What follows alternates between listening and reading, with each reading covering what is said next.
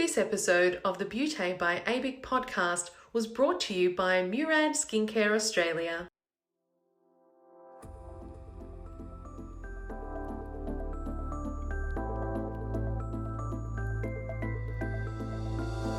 Hello and welcome to the Beauté by ABIC podcast, your online support community for the aesthetic and beauty industry. Here, we are strengthening and unifying the industry through representation, innovation, and education. This is a platform created and dedicated to the aesthetic and beauty industry, valuing unity and advancement.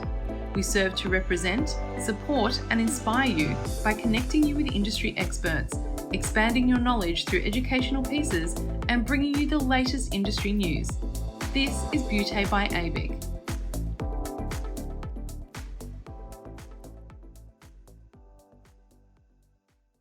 I'm your host, Stephanie Miller, and today's guest is Emma Hindmarsh from Murad Skincare Australia. Since arriving on Sydney's northern beaches 14 years ago, Emma has worked with major Australian retailers, department stores, pharmacies, e-tailers, grocery businesses, and pure-play cosmetic enterprises. She has nurtured businesses, propelled innovation, and launched brands across the globe and across sales channels.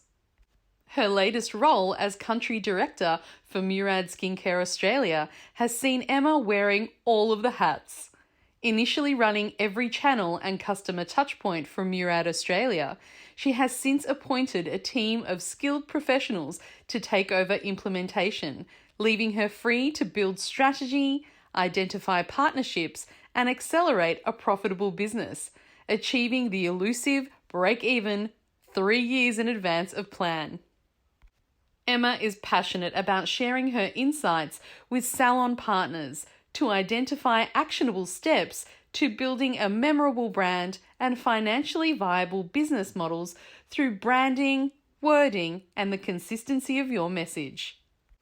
If you're looking to make branding changes in your business to embrace the endless but overwhelming possibilities of social media and to embark on some basic Google activity, then stay tuned for this discussion with a marketing mastermind. From Murad Skincare Australia, today we welcome Emma Hindmarsh. Emma, welcome to the podcast. Thanks, Steph. How are you? Good, thank you. It's such a pleasure having you today. I'm really excited about our topic. Before we get started, we always start the podcast in the same way. I'd love to ask you about how you came into the aesthetics industry. I came into it completely by accident. I started off at uni studying languages, which is mental, and I came out knowing how to do exactly zero, apart from talking to people in different languages. And so I randomly landed a job at L'Oreal in London because of my French skills. I'd worked at Disneyland Paris, and I had some marketing skills from there. And so that's my first foray into the industry. So I was working on Lancôme, on Biotherm, and a number of skincare brands. And Biotherm is where I really started to love skincare. Moved over here, and I actually came into the professional industry via hair care, professional hair care. And I absolutely loved working business to business and working with small businesses. And so I came into Murad when we launched into the country back in 2017. And I've been here ever since, and I love it. I just love the skincare industry. It's such a fabulous place to be. It's gorgeous, isn't it? And what a great story. You actually got the job because you speak French. And I used to work at Disneyland Paris. Oh, that's lovely. Gosh, that's a really unique way of coming into the industry. But I suppose now that you're here, you're like, now I'm not leaving, right? Because once you get into this industry, you definitely develop this beautiful passion for it. There's nothing else like it. Yeah, you can't leave. I know exactly how you feel. And so now we're talking to business owners and people that sort of are either solo operators, sort of doing it on their own. And we've got this elusive thing. We know we love what we do, but there's an element to what we do that is a little bit trickier for a lot of us. And that's marketing. And how do you get your brand noticed and stand out amongst so many other wonderful players in the industry? And I think the burning question for everyone is, to start off with, do you really need to spend thousands of dollars to get your business noticed? Well, it is definitely elusive, this whole marketing piece, but it's not rocket science. So there's definitely some ways that we can get around it. In terms of spending thousands of dollars, you absolutely can, but you don't have to. So whichever way you go, I just need you to be consistent about it, because there's no point dropping money one month and then having nothing the next. So consistency is really key if you're going to spend or if you're not going to spend, and then you can work up to that space. So when we first launched Murad into the country, we didn't have a dime to spend, basically, and we just had to get some money in to begin with. And once we did that, then the kind of parent company enabled us to have a budget to spend. And so we do now spend on Google Ads. We drop cash on socials. We run events. We work with influencers, et cetera, et cetera. But we didn't always have that. And so you can get people to notice you without spending money. And obviously, as a small business, there are so many holes in cash flow with consumables and software and recruitment ads and all of this stuff that you kind of get held up with, both from a financial perspective and also from an attention perspective. And it sort of feels like marketing, this elusive term, comes at the bottom of the list, and it feels like an additional, and it's kind of like wading through mud sometimes. But I'm a real believer in investing time into your branding, being consistent in what you're delivering, and kind of looking at your full consumer journey, your customer journey, and staying really strong to your message, because that is ultimately what's going to pull you through. If you can carve out a niche, if you can be somebody specific and different, then that's how you're going to get yourself noticed. And when you start talking about yourself and being consistent in how you're talking and what you're talking about, then other people start doing it for you as well. So your clients and your consumers and influencers and people. And we all know, obviously, it's better for somebody else to talk about you and the things that you're doing really well, rather than just yourself there with your little flag. But yeah, so you can spend thousands, you can spend money, but you don't have to. Right, got it. And so maybe you want to give us a couple of little tactics that you used when you didn't have the funds for Murad to actually get that ball rolling. Yeah, all about organic reach. And so organic, it's kind of a term that we throw about all the time, but it basically just means getting people to see you without spending money.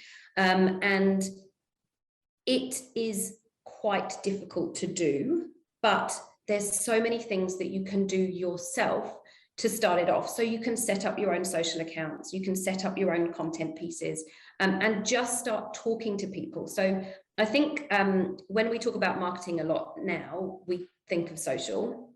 And social is a place where people have forgotten to be social, and they don't engage with other people, and they don't necessarily chat with other people, and they don't have that conversation, the back and forth. And so I think that that's really a place where you can stand out without spending any money to get that organic reach. You can start talking to local business awards places where you can then have your award represented in your salon or spa or clinic or wherever you are. You can talk to local newspapers who are always on the lookout for new content. You can talk to local Facebook pages. You can do business hour posts. All of this stuff that seems like it's a lot of work for you, but actually you can repurpose one idea into all of these different channels and make it work for you.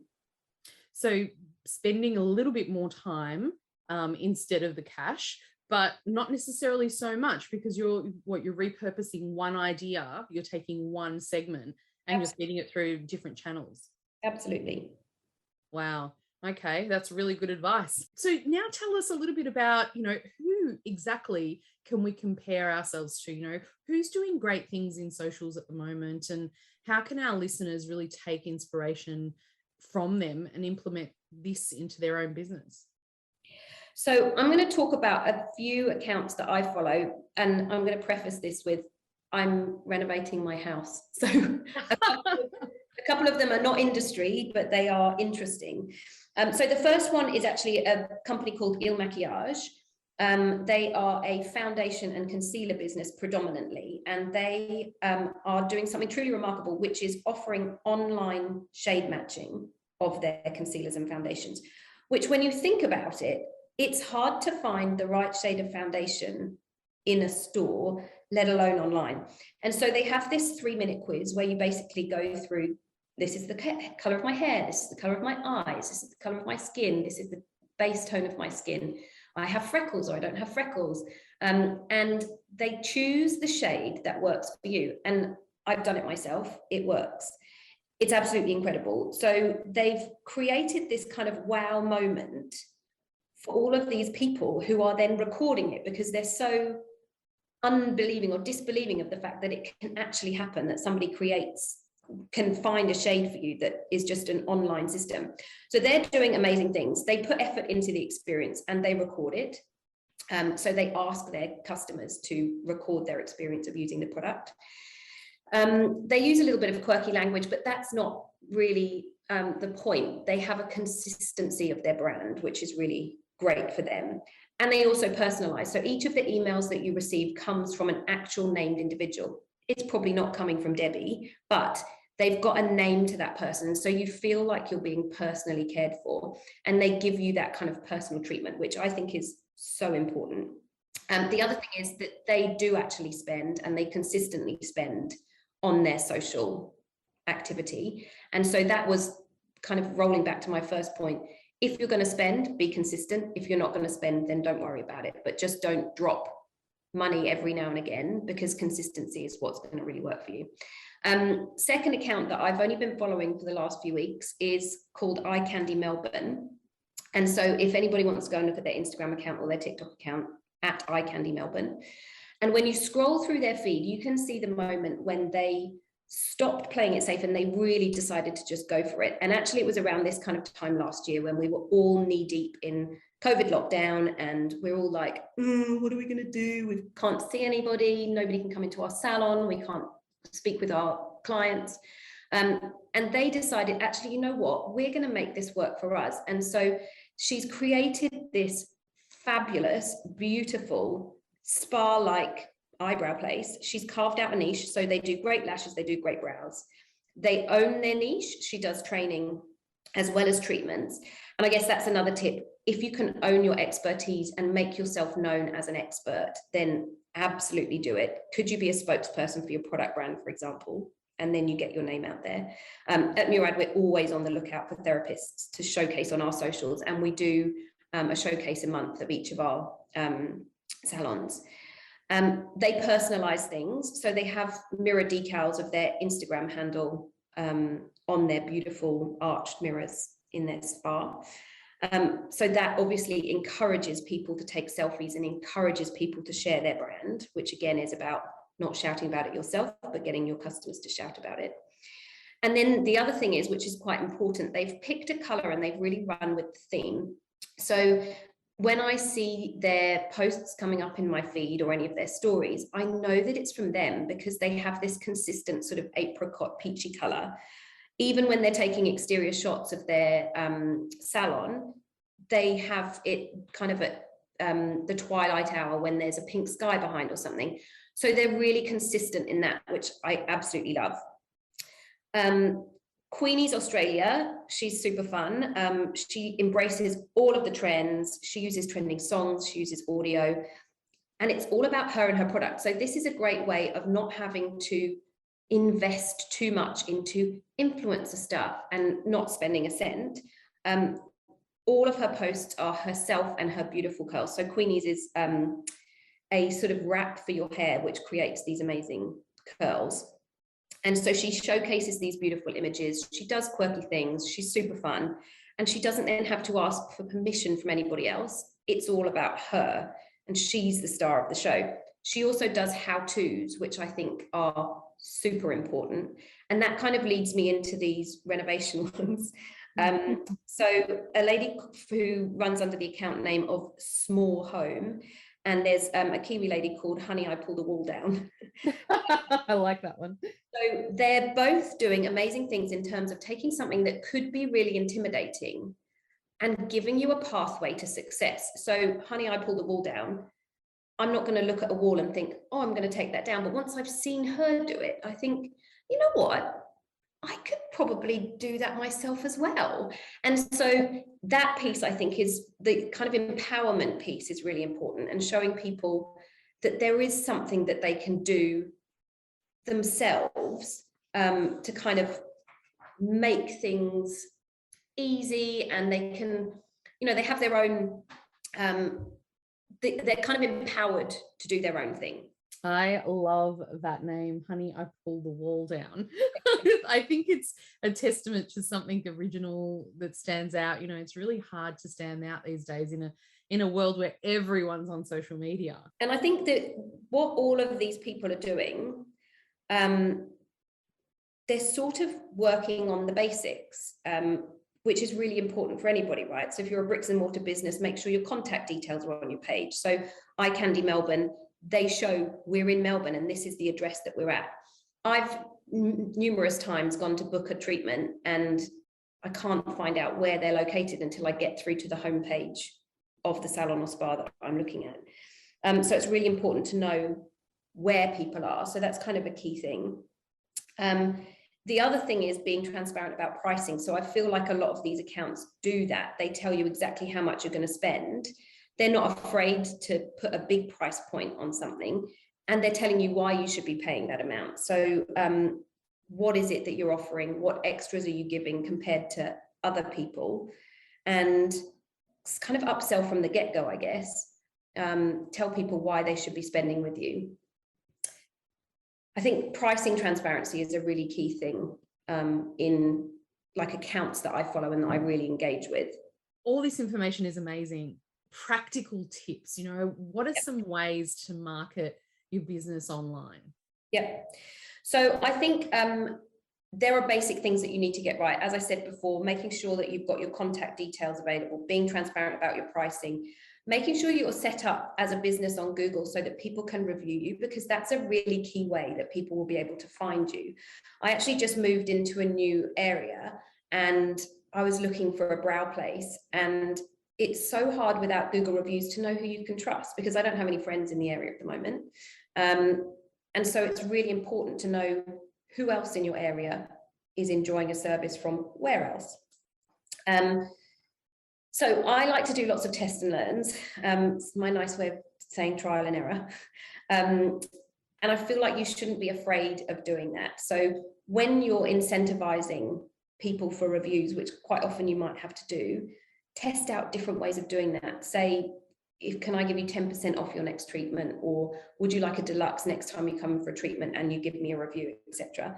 I think that reviews are really important from a practical perspective. In terms of content that you can provide, I think this is where practically a lot of people fall down, because they don't really know what to showcase. So showcasing your space, everyone loves behind the scenes. They like to have a sneak peek. So really important to show people what they're going to get into. Here you come in the front door, a story of you come in the front door, and here's where we retail. Here's where we have our entryway, our welcome desk. Come through to here, and this is our treatment room. This is where you'll be lying down. These are the machines that we use. So there's a lot of content that you can put together, which you might think is an everyday, whatever. But actually, as somebody who doesn't live this every day, it's so exciting to see those things and to understand what a machine does, for example, or what key ingredient is in a cleanser that you're using. So content, I think, can become a beast. But once you start to actually put down on paper, bong, bong, bong, this is what we're going to do, then it becomes easier, kind of small bites to get through. And even on social, in terms of letting people know last minute availability and stuff, I think can be really important, because if you're like me and completely disorganized, I quite often jump on those things of, oh yeah, I'm going to get a treatment today or a haircut today. In terms of things you can do, I've had maybe 2 experiences in the past 18 months that have lived up to my expectation or exceeded my expectation in terms of, I guess, marketing, for want of a better word. So I've been sent pre-treatment paperwork online so that I'm not having to do that once I get into the salon. I've been sent a post-treatment follow-up with retail recommendations and then links to the products that I've been recommended to use. I've been sent a review for a request for a Google review, and the link is in there. And I think what's really important is that when you're asking of something from your customers and clients, that you give them the tools to get to the place you want to. So you need to be very clear about what you're asking for. And if you think that you can rest on the laurels of having an amazing treatment, which obviously that's sort of the basics, you have to think again, because there are so many people out there who are smashing it with their treatments. There are also a lot of people who are doing average treatments and they have all of this hype. And so they're smashing it despite not having as good a treatment experience as you are. So when we first started as Murad in Australia, we had this incredible product, but we had zero hype. And actually that was the whole of the global brand. We didn't have a lot of hype around it. And so that's kind of what we're doing now. So we're trying to get people to understand what our real strengths are. So we have the gold standard in retinol. We have brightening products that really send your glow completely kind of interstellar, like it's amazing. We have blemish products that both deliver clear skin and then confidence to the people who are clearing up their skin. We have hydration products that use our supercharged water, or it's technically called Replenicel, and they hydrate every individual cell rather than the surface of the skin. But we constantly talk about our strengths. And so I think that that's really important. If you have something that is really key and specific to you, shout about it, talk about it, because people want to know, and people want to know how you achieve that. So from a practical perspective, I think that that's really important. If you've got an amazing premises, if you've got an amazing piece of technology or an amazing service, shout about it, because once you've done shouting, other people will start shouting as well.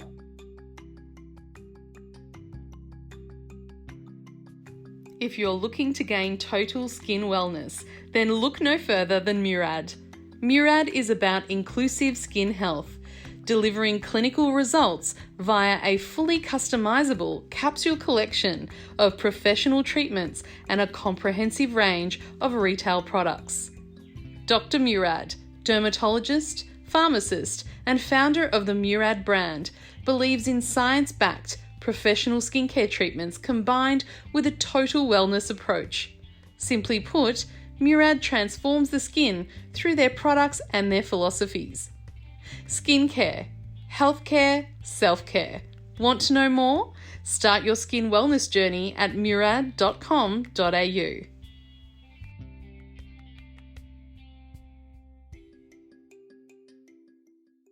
That's so good. Like, shouting about, we tend to be a little bit of a society where we try not to do the brag, try not to do the hype. But I think that's one thing that we can all learn from this discussion, is that you really could have the best service out there, but if you don't create that excitement about it, if you don't go out there and sell it and talk about it, it's the best kept secret. Until you start telling people, nobody knows. Like, we can all sit in a room and talk to our staff about, oh, we're amazing, aren't we great, we offer this amazing thing, and yes, the results might prove that. But until it gets outside of the room, until it gets outside of the salon, outside of the clinic, until other people start saying it, then it doesn't really exist. So you've got to get it outside of your little kind of hubble, little bubble of this is just us talking about us. And obviously the ways that you can do that, creating a great website, for me, don't make it flashy. It just needs to be very basic. I don't want it to play tunes. I don't want it to have a video that runs automatically. And in fact, I find that really invasive. So please don't put that kind of thing in. It doesn't need to be a sales website, although I would have an e-commerce side of it if I were to create something as a small business. I do think that your website needs to be able to have the book online function, because people are afraid of the phone now. Like, how many times do you look at a number that's coming through and you say, oh, I don't know that number, I'm not going to answer. Oh, yes. That's a real thing. People are afraid of using the phone. So make sure that they can book online. They can pay online, they can buy stuff online, and they can reschedule online, just so that it's easier for them. And I think that that's kind of one of the key things is the consistency of making things easier for your clients, because the whole experience of having a treatment, whatever it might be, should be a pleasurable thing, because at the end of the day, what they want is to look and feel better. And that's the great thing. We were talking about it before about the aesthetic industry. We make people look better, but the actual end result is that people feel better about themselves. And so we're boosting confidence. And so if somebody says to me, what do you do for a living? I say, I make women feel so much better about themselves. I make men feel like they're empowered to use skincare. I give people confidence. And then they say, how do you do that? And I say, well, I work for a skincare company. I love that. And obviously when you feel better, studies show that that translates to health as well and well-being. Dr. Murad, who's the founder of our brand, he's both a dermatologist and a pharmacist. So he's kind of uniquely poised to create and formulate products for skin. But he did a study a few years ago on diabetic patients, and it was about they were reading statements, so giving themselves some kind of confidence, and their diabetes signals reduced over the 12 weeks period that they were doing these kind of mantras to themselves. So just giving themselves that confidence was a huge benefit from a physical health perspective, which is incredible for me. Like I hadn't even thought about it before, but incredible. We know that there is a very inherent mind-body connection. They're not separate, they're one.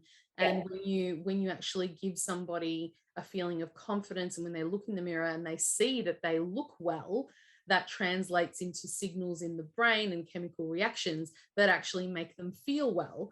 And it creates a sense of well-being, and then gives you more confidence to go and exercise and live a full life and eat better and all the rest of it. It's like it really is a roll-on effect.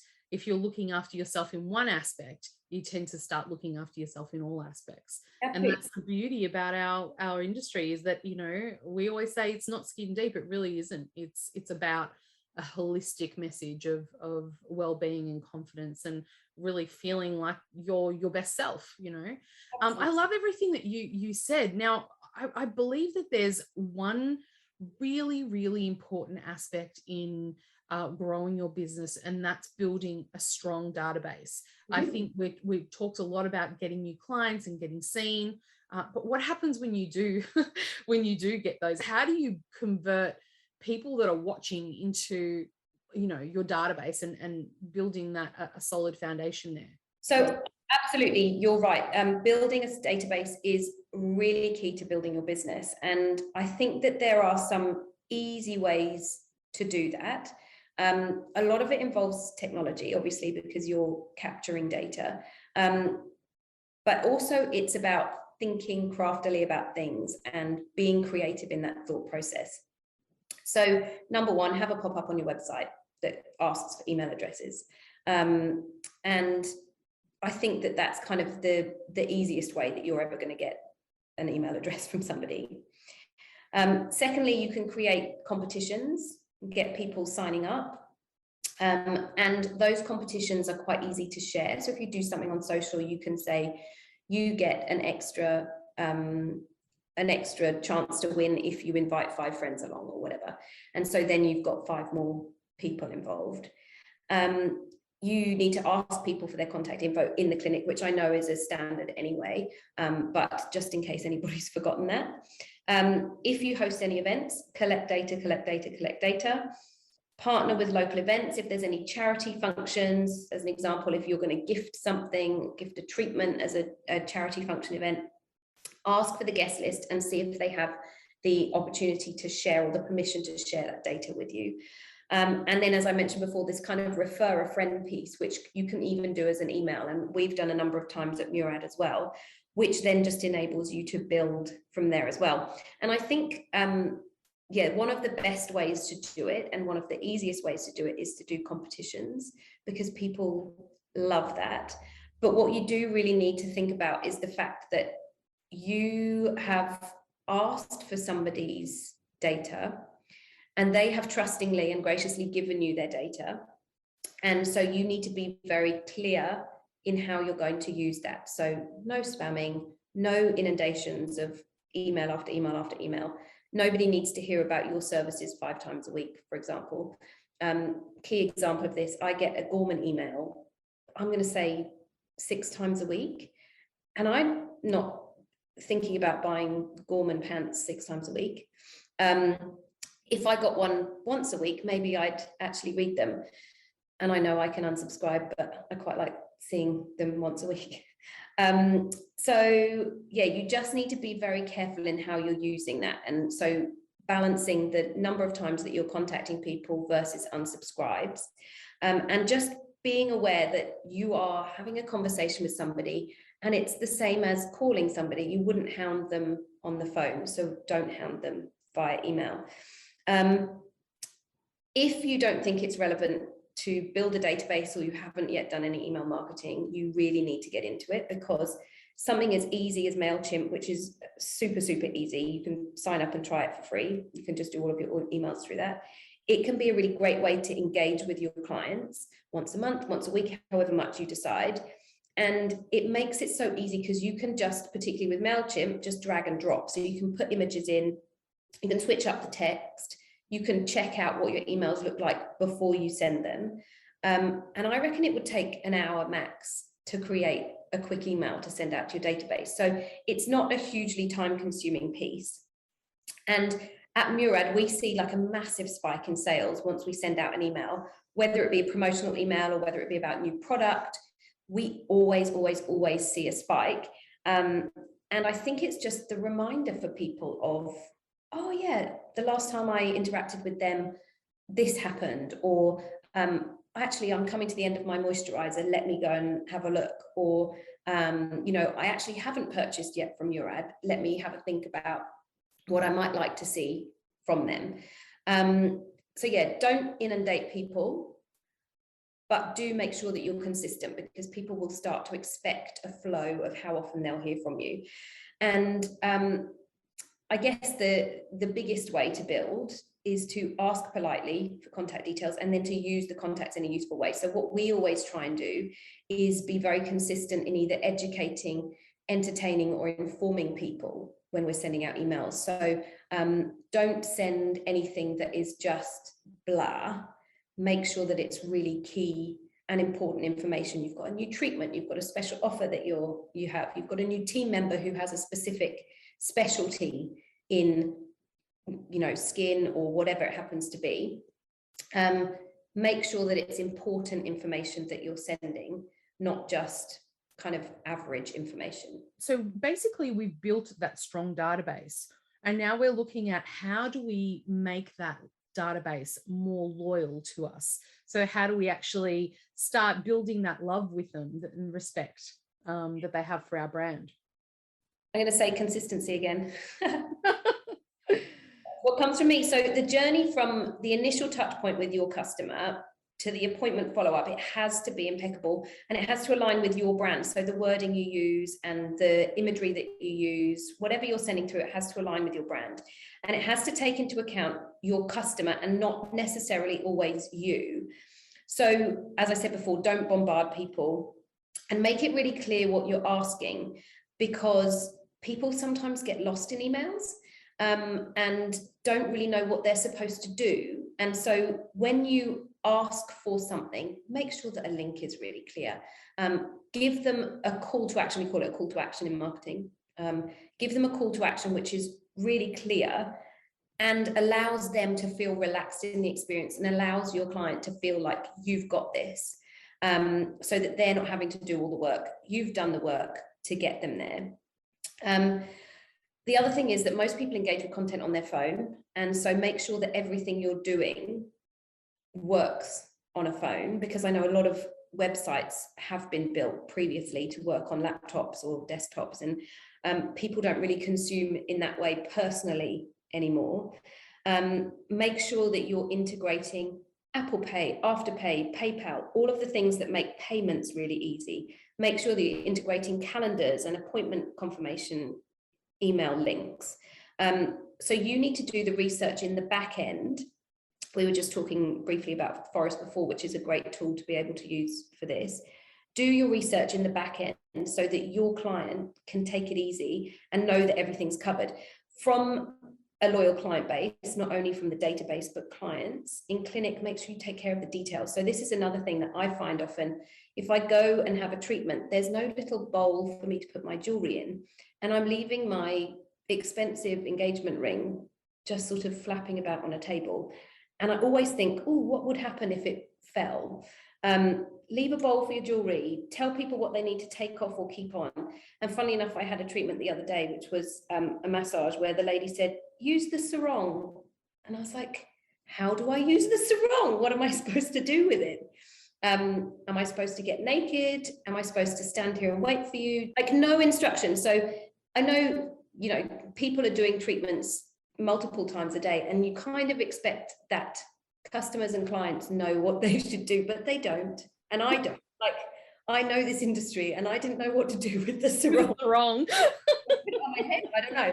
The other thing is that make sure before somebody has a treatment that you're talking to them and understanding their needs on that specific day, because if you've got a loyal client anyway, it's quite often that you just kind of go through the motions of, okay, she comes in for her clarifying facial every 4 weeks. And actually this week, maybe she's not looking for clarifying, she's looking for brightening because she's going to an event, or she's had an experience with, you know, I don't know, a product that she's used that's kind of reacted badly with her skin. And so it's always about tailoring the experience to each individual client on each individual occasion that they come.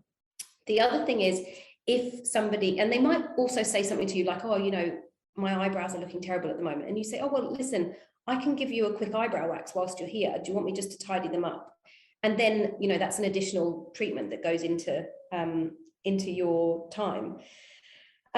So we actually at Murad have a really great consultation routine that takes into account total skin health. So we know before the treatment happens exactly what somebody's looking for on that specific occasion. And we know if somebody's been feeling off balance or if they're taking new medications. We know what skin goals they have, and what they're looking to get out of the treatment. And I think that that's really important, that you're not just being prescriptive about it, you're being very bespoke and working towards what your client wants. I think it's really important to understand, are they looking for something that's a really relaxing treatment?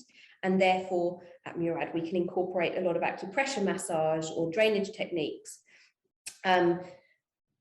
Or are they looking for something that is just purely functional and they need to get in and out quickly? So it's really important to have that consultation process. So I think that all of these things kind of really build you to this loyal client base, so that somebody comes in feeling like you've got this, i.e. your salon team have got this, and feeling like they can relax into whatever they're doing. You as their therapist knows exactly what they're doing and they're taking care of it. They can just relax into the experience and know that at the end of the day, they're going to have this fabulous result once they get off the treatment bed. I'm feeling relaxed just listening to you. And the final question that we would love answered, and I think it's something that everybody would love to know, how can we make more money without necessarily putting in a lot more hours? I have to say retail. It's always been the one that I come back to, because you only have so many hours in a day. Even if you are stacked in your appointment book, every appointment's booked, even if it's the most expensive treatment that you have on your offering, there's a ceiling to what you can make.